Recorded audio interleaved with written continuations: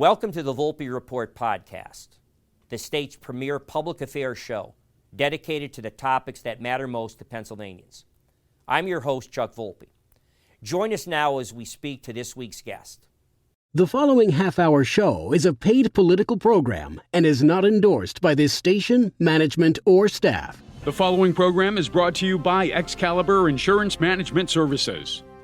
We welcome back to today's show, newly minted now, Republican United States Congressman from the 8th Congressional District, Rob Bresnahan, who you'll remember defeated six-term incumbent Democratic Congressman Matt Cartwright in what was considered one of the biggest upsets in the country. Rob was born in Kingston. He's from the area.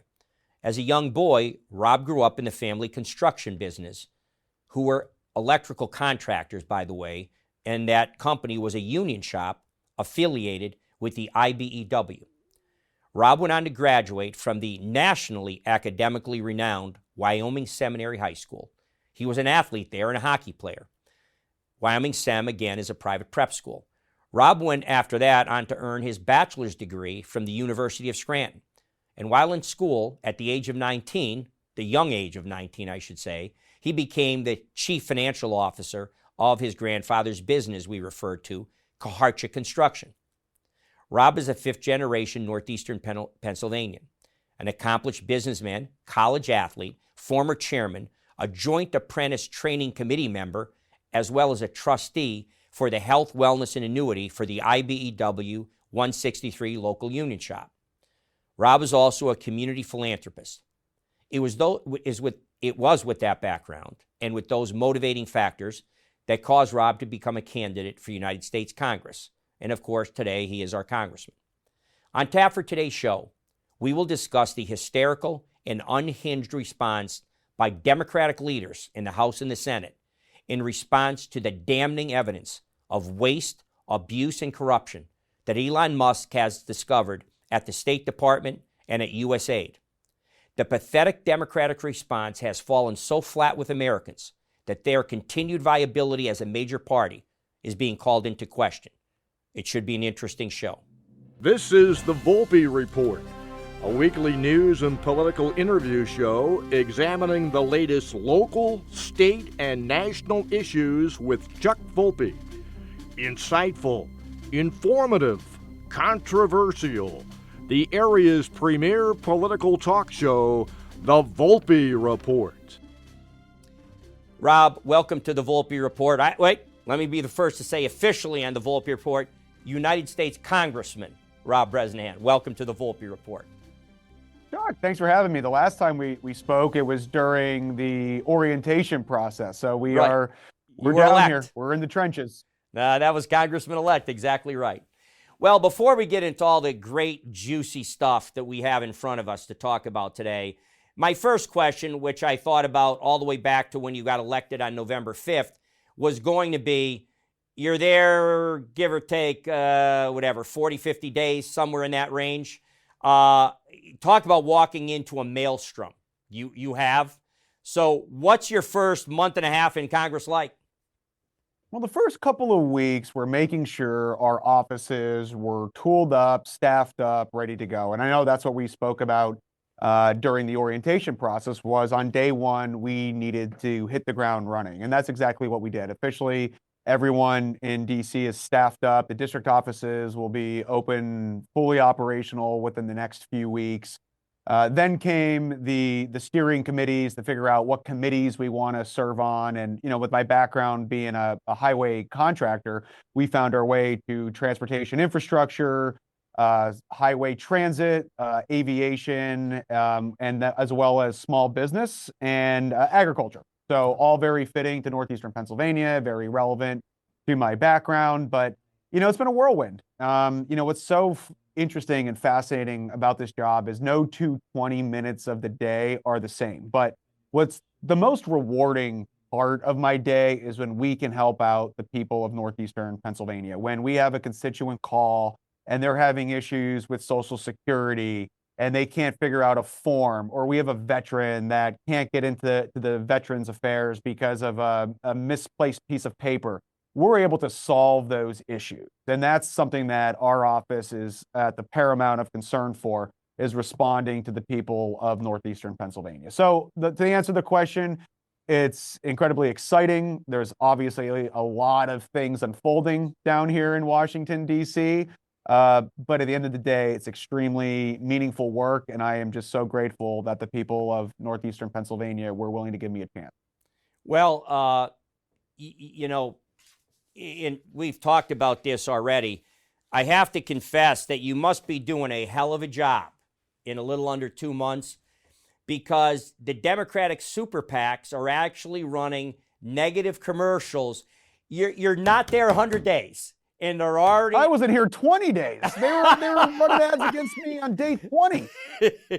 Well, there is two things. Obviously, a fear factor of you, and it's amazing with what you are uncovering in your colleagues in the United States Congress, in the United States Senate with majorities, what the Donald Trump administration with Elon Musk at Doge is uncovering about the Democrats, that they would be the last people that should be attacking anybody without looking within to themselves first are the Democrats. And I'm going to talk a little bit specifically about the two latest buzzwords for them: shadow government. I said two, there's really three. Shadow government, oligarchy, constitutional crisis. They actually did a montage, Rob, I watched the other day, where they spliced together ABC, NBC, and CBS with the various talking heads, and they just splice them so that we have a constitutional crisis. Oh my God, it's a constitutional crisis. Oh my heavens, we have a constitutional crisis. It's like they get the same talking points like they're part of the Democratic Party's press corps, and they come up with this stuff. So your comment on that first before we get into the meat of it. Well, first off, they're going to need a bigger harpoon gun to try to shoot this fish. And we saw on the ads that they're currently running against me. And if you would notice, it's about RFK confirmation. And if you would realize, the House has absolutely nothing to do with the confirmation of a Senate appointment. And secondly, in the ad, they're referencing sales tax and a bunch of other, nonsense that totally isn't relevant. And I'll tell you, our phones in our office have been ringing off the hook with, the fear mongering that has been sent that we're going to cut Medicaid, we're going to cut Social Security. I mean, I personally took phone calls today with senior citizens, rightfully so, being frantic that they are worried about the basic necessities. And I reassured a woman today who had a husband who was very ill, who depends on Social Security. And I said, ma'am, I promise you, this is not something that we are going to cut. This office is going to fight to make sure you have the health benefits for you and your husband. But yes, every day it seems like something else is coming out along the lines. I can only imagine that the Main Street media is totally losing credibility. You look at the ABC, the CBS, it's nonsense. They don't even know, which way they're coming from. And what's scary is, if they say things enough, they believe that the viewers are going to start to believe it.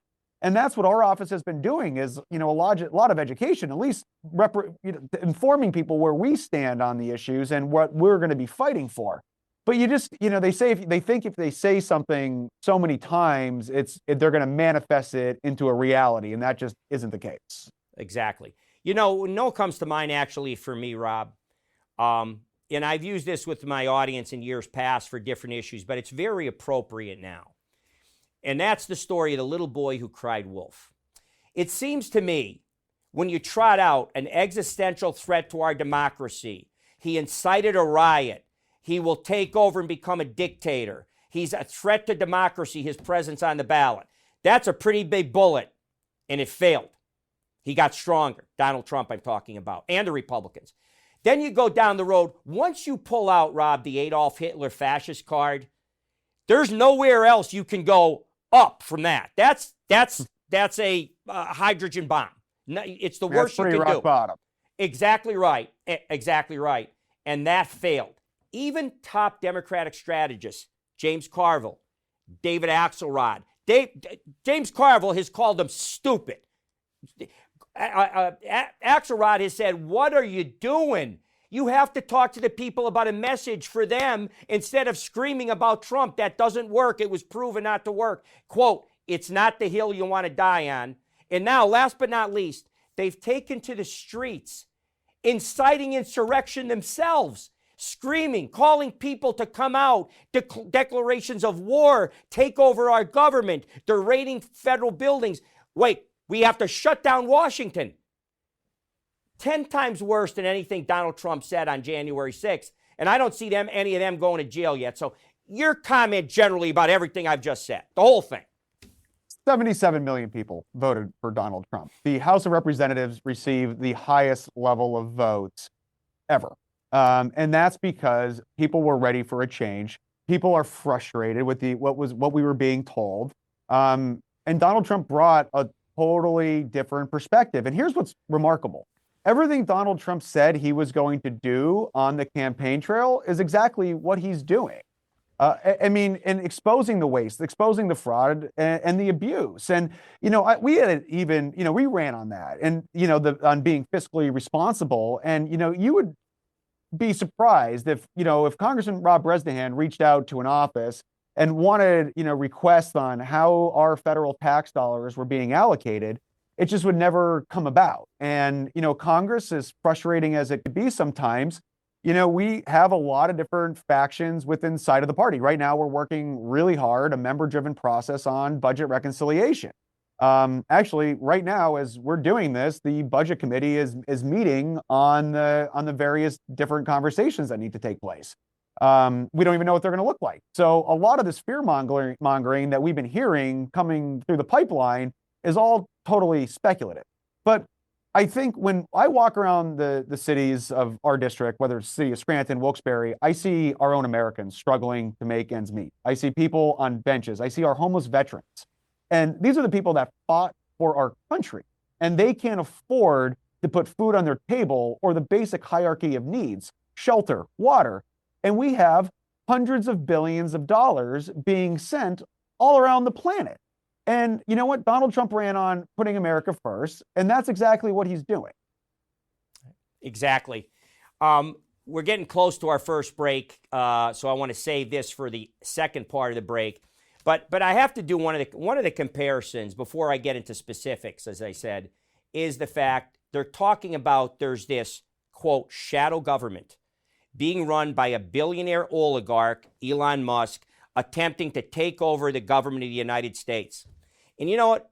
This is what struck me about that, Rob.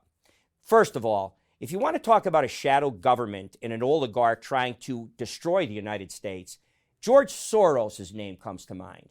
Here's a guy that never stood for an election, was never put out there or appointed by a president in any capacity, yet he's funding hundreds of millions of dollars to progressive district attorneys. Crime is up. Our most beautiful cities have been destroyed thanks to George Soros, who manages to work in the shadows through dark money, unelected. And then on top of him, what is bad, the Democrats have placed a structural They talk about structural racism. Well, there is structural deep state government run by bureaucrats, unelected, making decisions, destroying people's lives, destroying small businesses from starting up, things you're fighting for every day.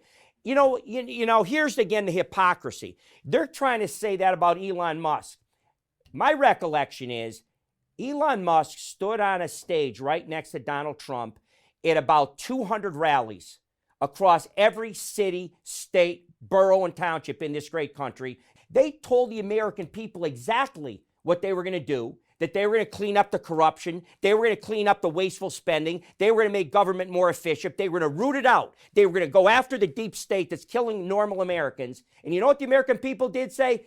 Absolutely, and gave them an overwhelming mandate. And now they're trying to claim that this is somehow a constitutional crisis because he's not elected.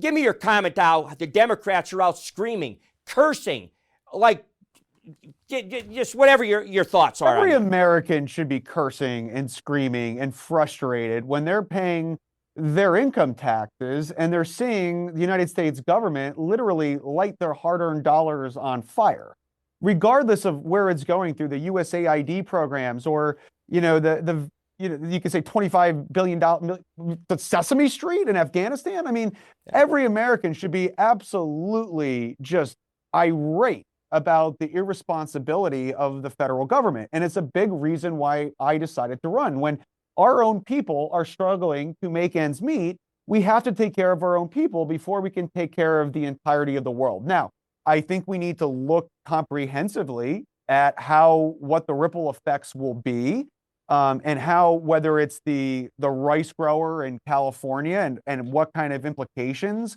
these different decisions will make. And ultimately, that's going to be Congress's responsibility. We have the power of the purse, and it's going to be what we're going to have to really make challenging votes on for what's best for the United States of America moving forward. That's a great answer. On that, we're going to take a break, and we'll be right back after this message, Rob. There are more places you can watch the Volpe Report, your premier political talk show.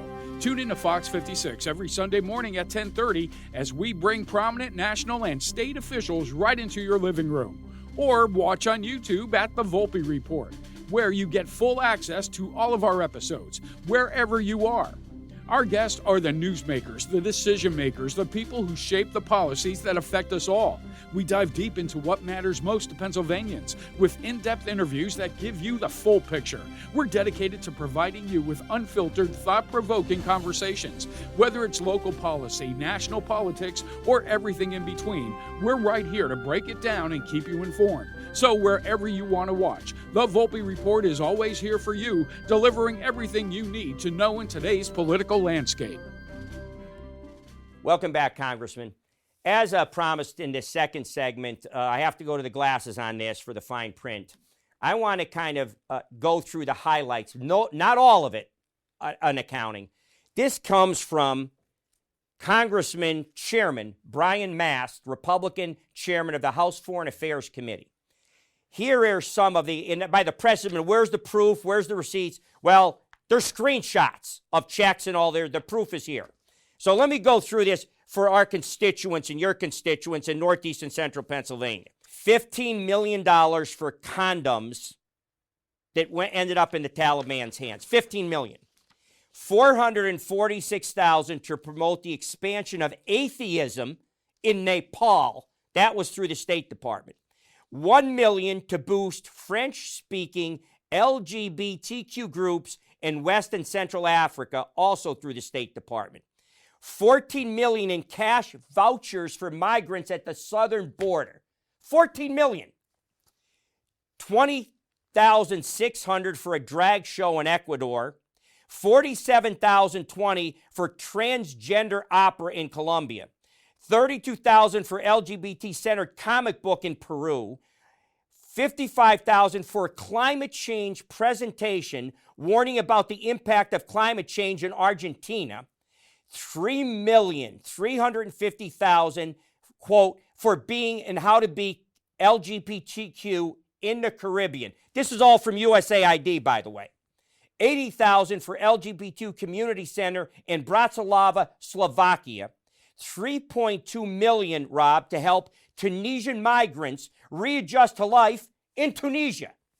And lastly, $2.5 million to build electric vehicles charging stations in Vietnam's largest cities. Our tax dollars. Rob. Based off of those numbers, I can have every bridge in our district rebuilt twice, considering 25% of our bridges in our district are structurally deficient.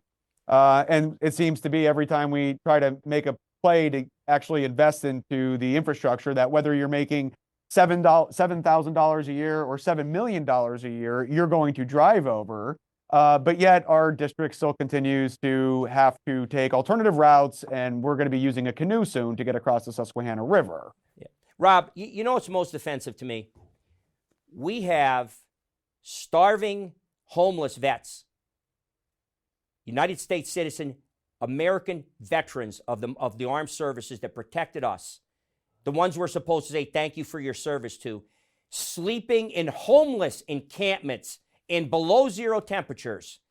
And our tax dollars that they fought for to protect are going to the Democratic, woke, progressive crap that I just read out. And they're screaming because they're saying this is a government takeover by Elon Musk, the oligarch, because he's outing them.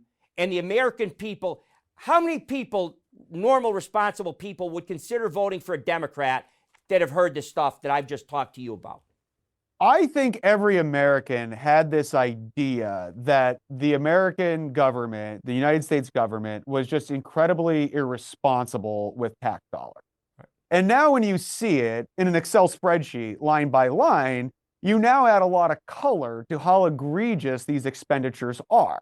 And then you look at the national debt at $36.5 trillion, and the interest payment alone on that debt is close to $1 trillion, which is more than our national defense budget. You kind of start to weigh the priority. What do we need and what do we want? And certainly I was trying to do some math there on the back of my hand. Needless to say, I'm not sure these are necessity expenditures on behalf of the American people. Of course not.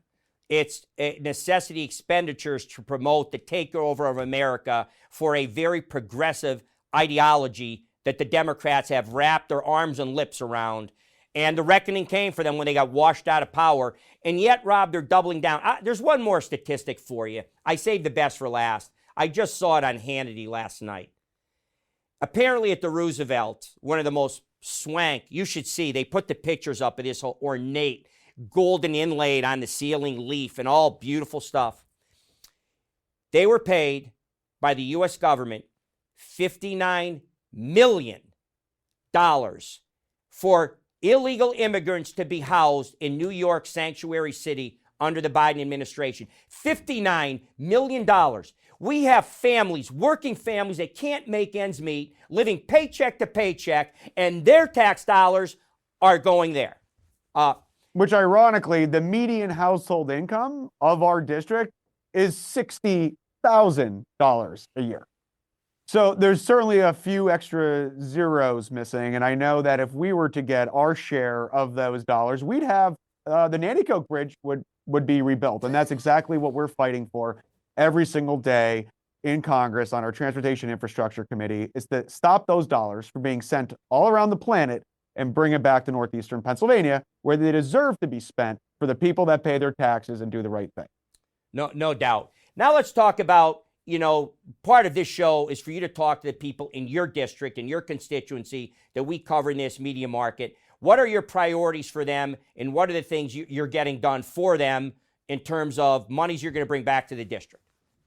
Well, actually, the first thing, we are about to introduce our first piece of legislation, and it's going to be about consolidating the amount of paperwork that you need to be able to file for survivorship benefits within the VA hospital itself, and talking about our veterans.